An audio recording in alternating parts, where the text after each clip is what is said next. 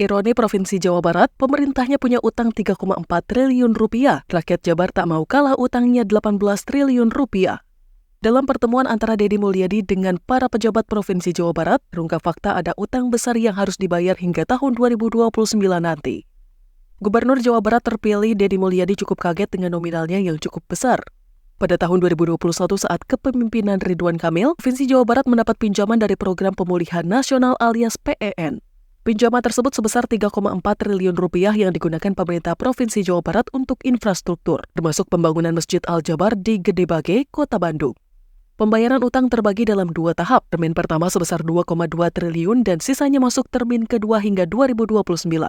Sampai saat ini, Pemprov Jabar telah masuk cicilan tahun keempat, yang per tahunnya berkewajiban membayar sebesar 566 miliar rupiah hingga 2028. Sedangkan di tahun terakhir atau tahun 2029 saat masa jabatan Deddy Mulyadi sebagai Gubernur Jawa Barat berakhir, cicilan yang harus dibayar sebesar 211 miliar rupiah. Meski cukup kaget dengan warisan utang yang ditinggalkan, Deddy Mulyadi optimis bisa menyelesaikannya.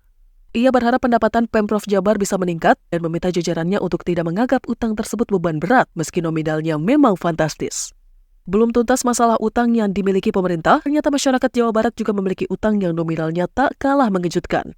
Sepanjang tahun 2024 lalu, total utang masyarakat Jawa Barat sepanjang 2024 mencapai 18,6 triliun rupiah.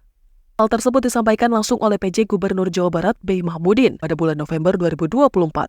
Utang tersebut berdasarkan catatan pinjaman online yang mengirim uang ke lebih dari 5 juta rekening. Pada tahun 2024, jumlah penduduk di Jawa Barat mencapai lebih dari 50 juta jiwa.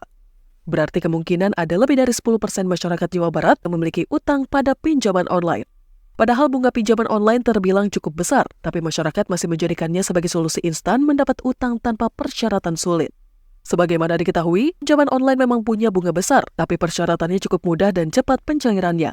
Masyarakat tinggal duduk manis di rumah dan hanya menyiapkan KTP. Setelah itu uang segera ditransfer ke rekening yang didaftarkan. Hal ini membuat masyarakat tergiur memilih pinjaman online tanpa memikirkan cicilan nantinya. Berbeda dengan kredit di perbankan yang mengharuskan masyarakat pergi ke bank dengan membawa sejumlah persyaratan. Mereka juga harus mengantri dan menunggu berhari-hari setelah administrasi tuntas sebelum disetujui peminjamannya.